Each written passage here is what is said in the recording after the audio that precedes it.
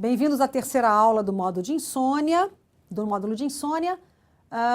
Vamos continuar agora, então, com o assunto, que é a insônia crônica, na parte de clínica e diagnóstico. Bem, continuando o nosso assunto, né, que é a insônia crônica, vamos falar agora sobre a parte de evolução, início, evolução e complicações que podem acontecer associadas à insônia crônica. Essa insônia, a insônia crônica, ela pode ter um início insidioso ou mesmo um início agudo, né? Evoluindo para esse perfil de longa duração. Muitas vezes a gente vê que alguns pacientes relatam insônia desde a infância ou adolescência.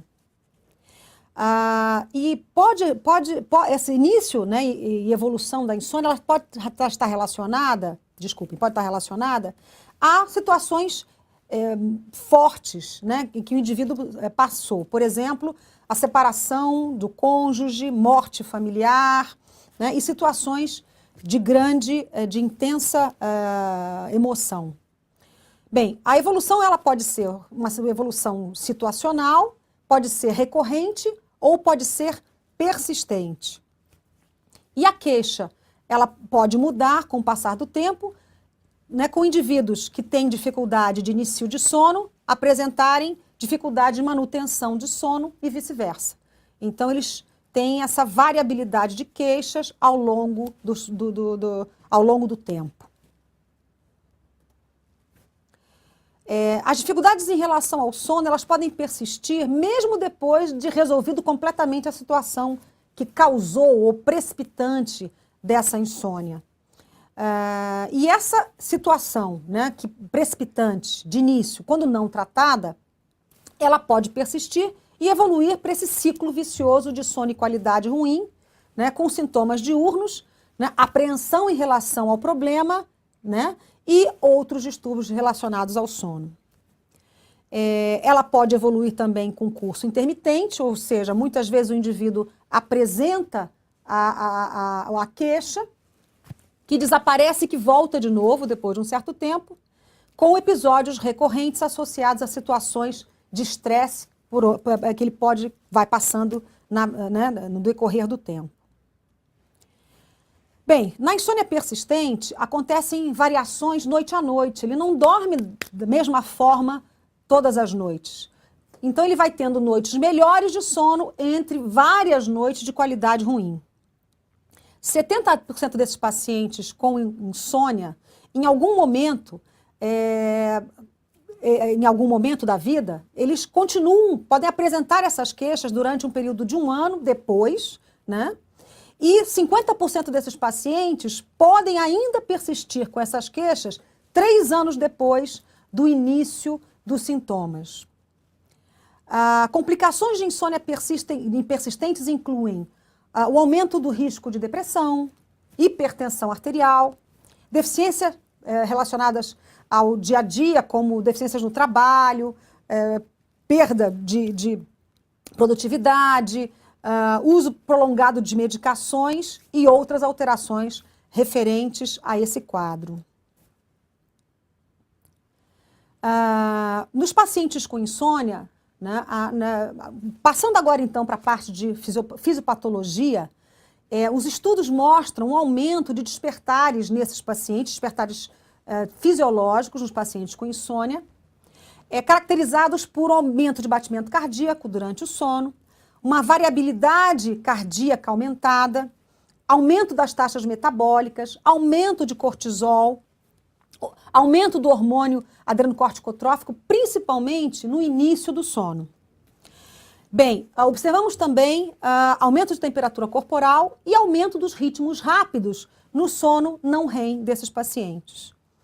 A atividade simpática aumentada também é observada nesses pacientes insones, né, com aumento da atividade do eixo hipotalâmico pituitário adrenal durante o sono e durante a vigília também.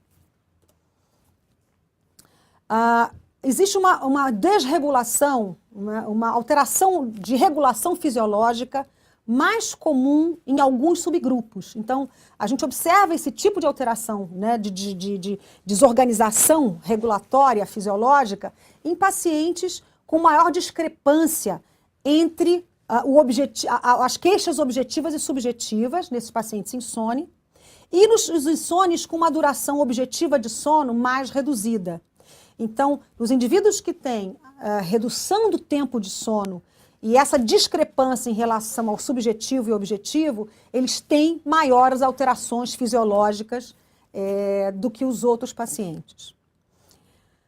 Nenhuma alteração cerebral, né, foi identificada em pacientes com insônia, com exceção das comorbidades neurológicas, né, quando eles têm comorbidades neurológicas como AVC, trauma cerebral, múltiplas escleroses, aí sim você consegue achar alguma imagem cerebral. Fora disso, nunca foi encontrada uma imagem cerebral que defina insônia de forma anatômica. Bem, os achados objetivos, então, na insônia crônica são... desculpe, voltando, os achados objetivos, então, são achados relacionados à quantidade de sono desse indivíduo na polissonografia. A gente sabe que a polissonografia não é um exame que deva ser rotineiramente feito para insônia, mas ele é bastante importante quando a gente quer afastar outros diagnósticos. Então, quando se pensa em distúrbios do sono associados, é importante a polissonografia para que a gente consiga avaliar se esse paciente tem alguma outra alteração ou não. Bem, os achados referentes ao aumento da latência de sono, aumento do tempo acordado após o início do sono maior que 30 minutos e uma redução da eficiência do sono, né, normalmente é o que a gente observa na polissonografia de noite inteira desses pacientes. E nos indivíduos com o sono encurtado, a gente pode claramente encontrar sono menor, né, período de sono menor do que 6 horas por noite nesses pacientes. Muitos deles têm um aumento de sono do estágio 1 do sono não REM e muitos também têm uma redução do sono profundo, que é o sono de ondas lentas na arquitetura do sono.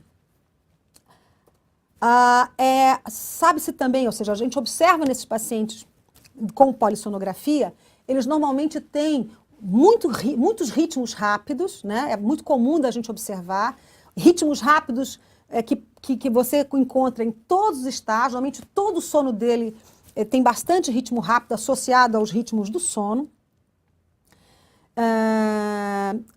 Normalmente, né, esses pacientes, como eu já havia falado em outra oportunidade, eles têm um efeito muito importante de condicionamento, né, estímulos ruins relacionados ao local onde ele dorme, e eles, normalmente, quando são levados para fazer a polissonografia, eles dormem melhor do que dormem nas suas próprias camas. Então, no laboratório é muito comum a gente ver o insônia dormindo mais do que o normal. Alterações relacionadas à power density, né? Nos insones, que são esses ritmos essas densidades mais rápidas, high density, low density, a gente normalmente vê essas alterações nos sonos dos insones, né? No perfil polissonográfico desses pacientes. Normalmente, a polissonografia e a actigrafia mostram uma variabilidade muito interessante, muito importante de sono noite a noite, principalmente a actigrafia, que é um exame bastante interessante para a gente usar para acompanhamento e diagnóstico desses pacientes. A gente consegue ver bem como eles se comportam durante um período de 7 dias ou até períodos maiores de acompanhamento com o actígrafo. E em pacientes que subestimam o seu tempo de sono, né? E normalmente o que a gente vê é que esses pacientes subestimam o tempo de sono pela sonografia, pela polissonografia. Então é muito comum que um paciente com insônia subjetiva tenha uma impercepção de sono, né? Eles normalmente dizem que tiveram muito menos sono do que eles apresentam na polissonografia de forma objetiva, que é uma das formas, um dos subtipos de insônia, que é a insônia paradoxal ou impercepção. O teste das latências múltiplas também é um exame que pode ser realizado.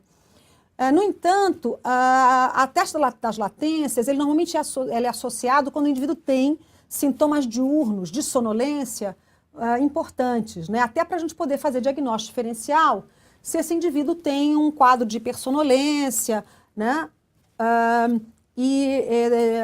Ou sendo uma hipersonolência, o diagnóstico diferencial com um quadro de queixas diurnas do insônia. Bem, e normalmente o que a gente vê na teste das latências múltiplas dos pacientes insônia? Eles têm uma ausência de sonolência objetiva, né? Eles têm o tempo que eles passam dormindo nos cochilos é menor normalmente do que no indivíduo normal, comparando-se com o indivíduo normal.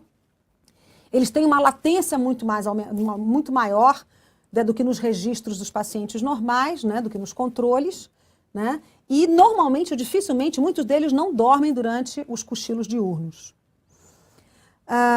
Essa teste de latências múltiplas e a polissonografia normalmente são usadas para diagnóstico diferencial de fragmentação de sono mais sonolência diurna quando esses pacientes apresentam tais queixas. Então, a gente tem que fazer o diagnóstico diferencial com causas de hipersonolência, que seria, por exemplo, uma delas a narcolepsia.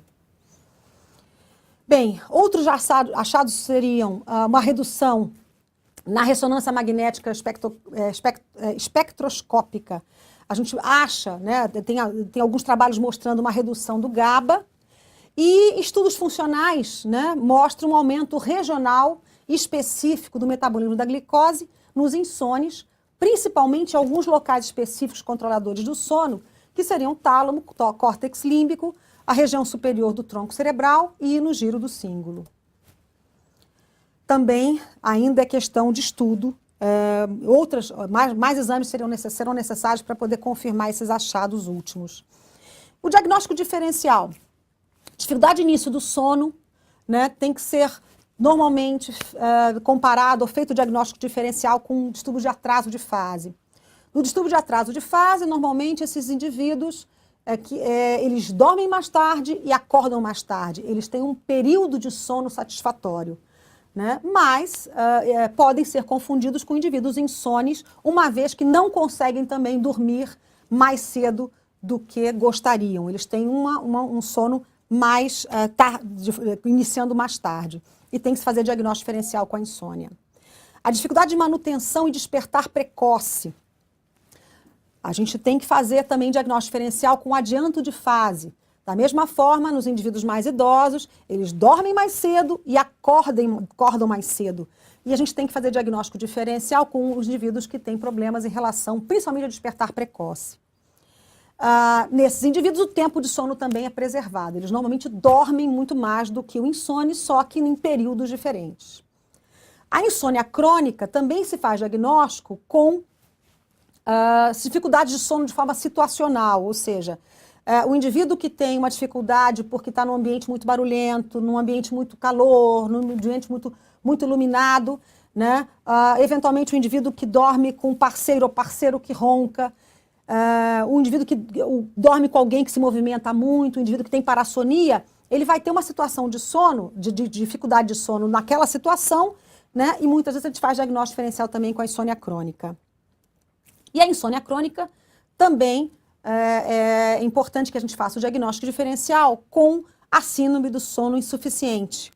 Então, hoje em dia é muito comum na sociedade atual que as pessoas tenham aumento, né, do tempo de atividade profissional, recreacional, saem muito à noite. Isso é muito comum em jovens, né, em adolescentes, e se investigue, faça o diagnóstico para saber se a gente tem como fazer o diagnóstico diferencial, se tenta fazer o diagnóstico diferencial com a insônia crônica nesses pacientes que têm essa síndrome do sono insuficiente, que é muito comum na nossa atual sociedade.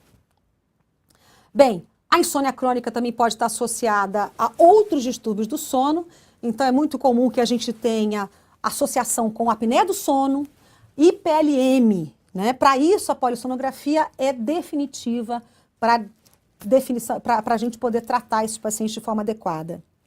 Então, os sintomas de insônia se mostram independentes no seu início e variação com o tempo. E os sintomas normalmente persistem mesmo após o tratamento dos outros distúrbios. Obviamente, tratando os outros distúrbios do sono, a insônia, se houver persistência da insônia, nós então continuaremos tratando a insônia crônica. O diagnóstico de insônia não se aplica se também for resolvido com o tratamento dos outros distúrbios. É muito comum também indivíduos que chegam no consultório queixando-se de insônia, e muitas vezes na polissonografia a gente consegue observar objetivamente que o indivíduo tem outro distúrbio que não insônia. Então, quando a gente trata esse outro distúrbio, que as queixas desaparecem, provavelmente o diagnóstico estava errado. Bem, situações não resolvidas e futuras direções em relação à insônia crônica. Bem, a classificação global da insônia promove uma avaliação genérica para a terapia da insônia, prejudicando alguns subgrupos. O que a gente vê é que alguns subgrupos não são contemplados em relação à classificação, como eu já citei, nos indivíduos que têm um tempo de sono curto, de forma objetiva, isso não é contemplado. Então, a próxima classificação vai englobar outros subgrupos não contemplados. O indivíduo outra classe que não foi englobada nessa situação, nessa classificação global, foi o indivíduo que tem sono não reparador, não restaurador, sem nenhuma outra causa. Então, ele não tem nenhum outro distúrbio, não tem nenhuma doença com morbidade associada, não tem nenhuma doença relacionada a uma insônia primária, mas não se consegue fazer o diagnóstico. Esses provavelmente vão entrar na próxima classificação como futuros subgrupos. Bem, terminamos aqui então a nossa aula de insônia crônica e vamos iniciar na próxima aula desse nosso bloco considerações sobre insônia aguda.